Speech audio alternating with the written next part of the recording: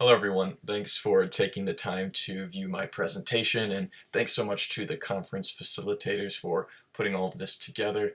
My name is Nate Olson and I am a PhD candidate in Applied Linguistics at Sophia University and a university lecturer based in Tokyo. And today I will present a story about what happened when two university teachers team taught a soft CLIL course for the first time. Some of you might be unfamiliar with soft CLIL as an approach, so first let me briefly describe the term. Let me define content and language integrated learning as we learn that it stands for. And CLIL has a dual focus on both the language and the content. So for our purposes in Japan, the language is of course English, and the content normally refers to academic subjects such as science, history, art, but the content subject can really be anything, which is why CLIL is such an appealing approach for many teachers. If the classes are timetabled as a subject lesson taught by subject content teachers, it's typically called hard CLIL, and if the classes are part of the English curriculum, for example, or taught by English language teachers, usually the emphasis is more on the language learning aspects, so it's often called soft CLIL, and that's what we're talking about for the purposes of this presentation. In terms of the general aims of the approach, most CLIL practitioners like to point to the 4Cs framework, and those are the content, communication, cognition, and cultural aspects of the lesson. So in a nutshell, the aim is for learners to engage in thought, in deep thinking about a given subject or the content while learning and using the target language, right, communication. And there's also an emphasis on developing intercultural awareness and gaining an awareness of the self versus the social other. So those are sort of the four main aims of a CLIL approach. Well, we're not going to get too much more into that for this presentation. I want to give some background about the teachers and the setting. So this study followed two university English language teachers in Japan, neither of whom are Japanese, which is actually quite unique for team teaching in the Japanese context. James was originally from the UK, and he had taught at the university level for several years. He held a master's degree in TESOL. And Min was originally from Vietnam. She had only lived in Japan for a few years at the time of the study, and she also held a master's in TESOL, but she'd never taught university students before. And just an aside, these are just pseudonyms, so not the real names, pseudonyms here. And the target class was specified by the university as a CLIL class. So this was officially, a CLIL class. The goal of the class was to improve students' communication skills and academic writing abilities. And the theme of the class was media and propaganda. And the content topics chosen were gene editing and autonomous warfare. So kind of content heavy content here. Content heavy content, I like that.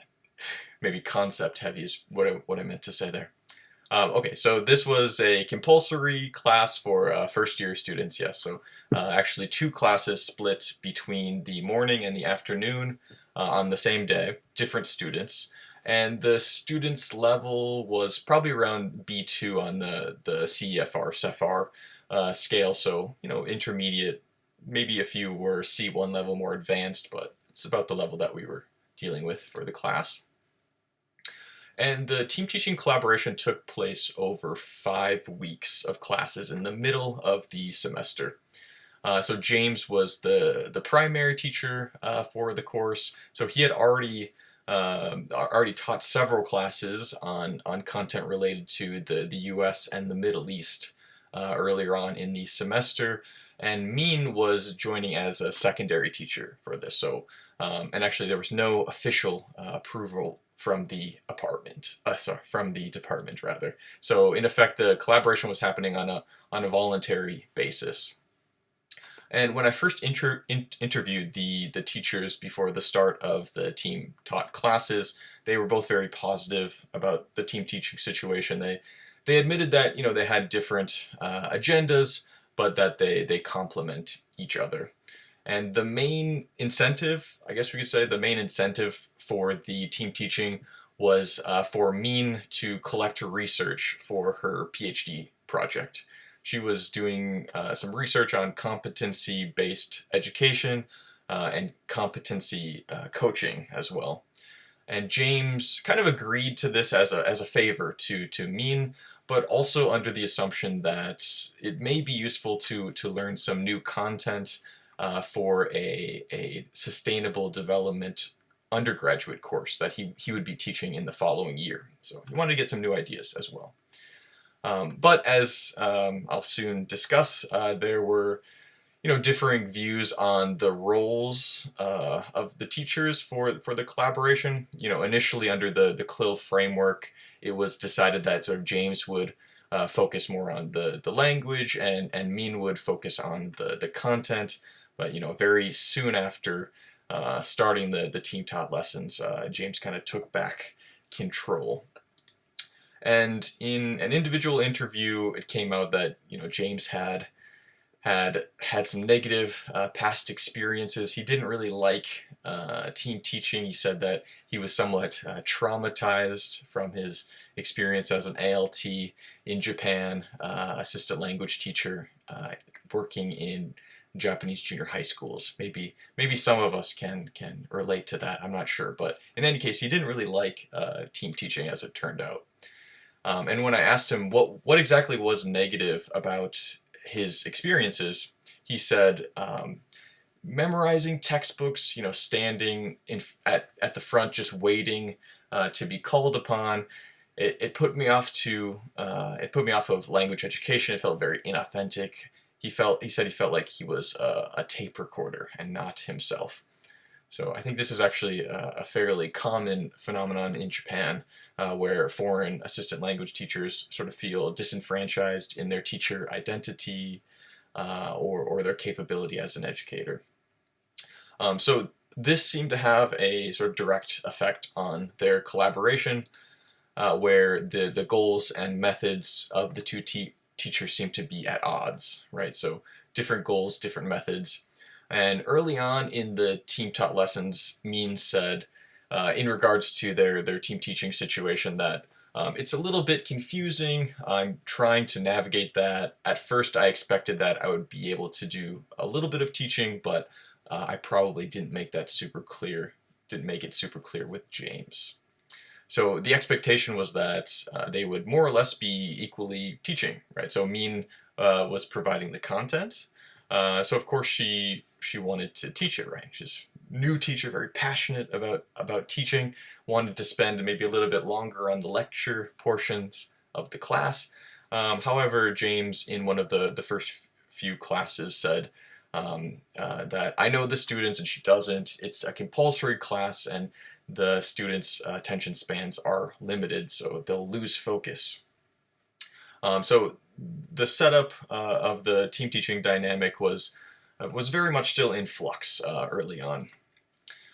And even in the planning stage, it was clear that the teachers had very different approaches to class preparations. Mean was, I guess, what you would call a typical A-type personality. She liked to have everything planned out to a T.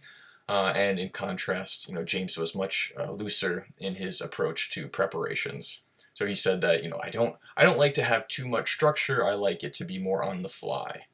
And James said that he almost had a panic attack at first. So Mean would send him several classes worth of content for him to not only check but also to understand and be able to teach, right? So. And on top of that, Mean liked to plan out even the teacher talk, how to introduce new concepts that were covered in each lesson for the students. And James said it was like step by step say this, and he said for me personally, it feels like I'm not authentic if I have to say a conversation that's planned. It feels like acting. So in this sense, the over planning from Mean was actually sort of jeopardizing the authenticity of the lessons for James. In class, whenever Mean stepped into the spotlight, she said that she felt rushed. She said James was always reluctant to let me take the center stage, telling James would tell students that, oh, she's just here to observe. Don't mind her. And she said that she feared that Jason would get upset if she took too long to explain the concepts. So in the end, the roles that they sort of settled into were that Mean prepared the content, but James, more or less taught everything. And in regard to this dynamic, Mean said, I provided the materials, but I haven't gone through it with him. There are a lot of points I want to emphasize, but he will go through it very quickly. So in terms of delivering content, there's sort of a mismatch in expectation. And James made the point that, for the gene editing topic, for example, he said, I know more about the biology than Mean, but it's beyond the student's level, so it's irrelevant. I approached it in the way of, I wish we could do this, but we don't have time. So, James was trying to be nice and diplomatic about the situation, but there were still these lingering frustrations. So both teachers felt that the presentation of the information was one-sided.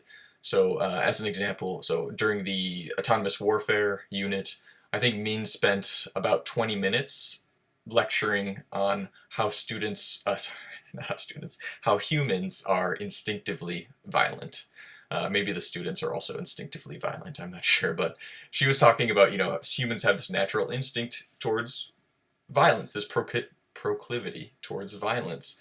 And James said about this, he said, oh, I have a background in psychology, and I completely disagree with, this lecture content. He said about this, he said, if we show this, I want to say that I disagree, which would go off topic. Min didn't agree with why I disagreed, which would go even more off topic. And he's questioning, what should we do? As a teacher, you don't want to teach a student something you feel is factually incorrect. The compromise needed to be, let's be brief. And when asked for a comment on this, Mean said, James thinks war is always bad, so students will also think war is always bad. So it seemed that maybe Mean wanted to get more into the complexities of the concepts, the content that they were discussing, to start maybe some debates around the issue, but James wanted to keep things, simple for the students.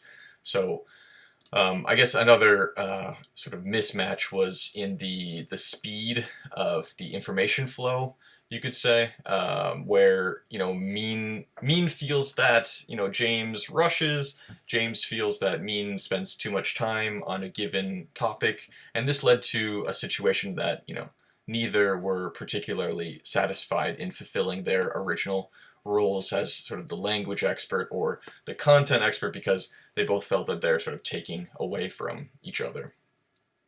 And I also observed role reversals between classes. So for example, in the morning class, Mean would be the sort of primary presenter for the content, and James would assist. And then in the afternoon class, James would be the primary presenter and Mean would assist.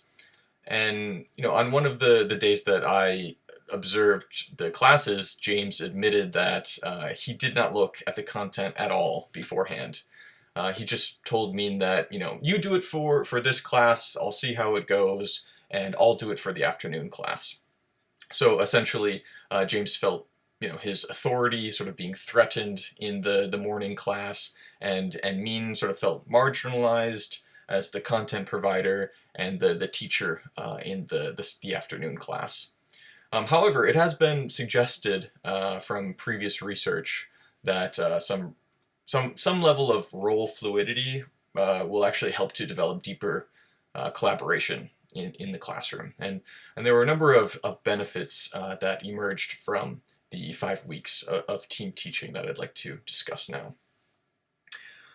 So despite their occasional disagreements about the content, James admitted that he did learn a new topic, which he could turn into a unit for his upcoming sustainable development course. Mean was also more sort of technologically savvy than James. She used a variety of apps, interactive slides, QR codes for voting, and other uses of ICT that James said he normally would not use. So it was sort of a learning opportunity in that aspect. And whereas James would normally, I guess, find articles or videos on a given subject, he learned how to sort of incorporate other forms of input and make his classes more multimodal in line with a CLIL approach. And Mean, as the novice university teacher, learned a variety of CLIL techniques, including how to scaffold for task-based learning and how to adapt authentic articles to fit the students' language levels. More generally speaking, team teaching also allowed for more reflective practice. So the teachers probably wouldn't normally do this, or maybe do this to such an extent if they were only solo teaching, right? So team teaching itself as a situation sort of allows for greater reflection as, why do I do that in class? Okay, and then in terms of benefits for students. So the students also benefited from the team teaching situation by having some increased support for their task-based activities. Mean even met with the students outside of the class for competency coaching, helping them think through the issues that were discussed in class and form arguments for class debates, which the students actually wrote in their reflective papers that they really appreciated. And the students also had two types of support for their language learning needs. So on the one hand, James, he thought that the English-only policy is silly, and he would sometimes use Japanese in class for encouragement or praise, or occasionally for examining vocabulary. On the topic of gene editing, he asked the students the question, should autism be edited out? Some people say that it's not a disability, right? So here's this interesting question, right? Should autism be edited out of our genes? What do you think? And then James asked the students, what is the word for autism in Japanese? Okay, and then writes it on the board. The word is jiheisho, right? So, and he pointed out that, in Japanese, one of the kanji is actually he, which is like to close off. So it may have a kind of negative connotation in Japanese, but that negative connotation is not there in English, right? And then on the other hand, Mean was an absolute beginner in Japanese. So in class or during the individual coaching sessions that she was doing, the students were sort of forced to use their English with her, which likely has added benefits in terms of language immersion and fluency development. So I think looking at this classic figure from Worrall and colleagues, I think this is actually true about the team teaching situation, not only for the teacher's interests, but also for the teacher's individual capabilities. So the number of possible learning situations is sort of increased, right, by both of these factors. And finally, the teacher's differing attitudes and approaches towards students seem to have been beneficial. The teachers recognized that in class, James tended to be sort of encouraging in a lot of the, I guess, he sort of engaged in more small talk with the students, which Mean apparently said that she thought was a waste of time. James also notably had, I guess, a softer touch when it came to students who were struggling, whereas Mean was all about sort of pushing the students out of their comfort zones. And in this way, it seemed that the teachers struck a good balance between the carrot and the stick, or ame to muchi in Japanese.